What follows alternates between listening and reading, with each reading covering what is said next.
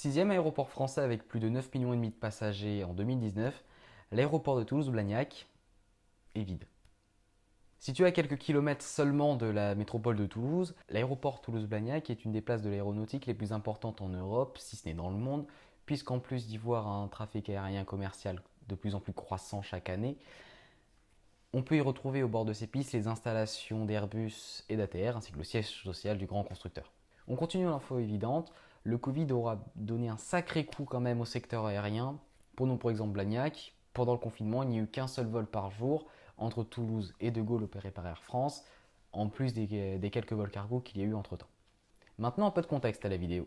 Un mois après le déconfinement, avec une amie, on a des examens à passer pour la TPL, du coup on va au centre d'examen de la DGAC à Toulouse. À la sortie des épreuves, on se dit tiens, on irait bien au terminal 2 minutes. Bon, j'avoue que je m'attendais pas à voir ça. Alors en me levant ce matin, je pensais pas venir dans un aéroport vide.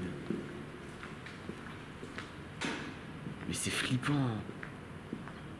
Genre vraiment. Y a personne. Pas ou peu de mots comme je l'ai dit sur place, si ce n'est impressionnant et effrayant. Suite à cela, j'ai eu dans l'idée de faire cette vidéo et j'ai pris mon courage à deux mains et j'ai contacté l'aéroport pour leur demander s'il était possible pour eux de répondre à quelques de mes questions et de m'autoriser à filmer à l'intérieur du terminal.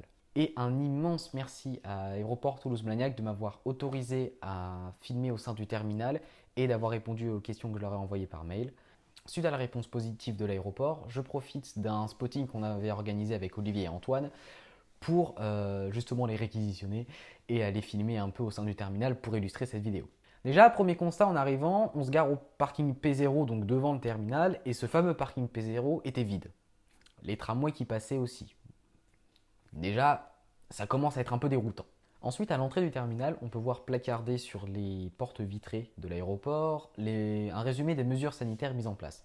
Port du masque obligatoire, gel hydroalcoolique en libre service sur le parcours passager, protection plexiglas entre le personnel et les passagers, annonce sonore et affichage rappelant les gestes barrières et la distanciation sociale à respecter au sein de l'aérogare. Après avoir vu ça, on rentre dans le terminal. Bon, on constate très vite en regardant un coup à droite, un coup à gauche que le terminal est vide. Et à ce moment-là, donc 25 juin, je me dirigeais vers le tableau des arrivées pour voir justement les vols qu'il y avait.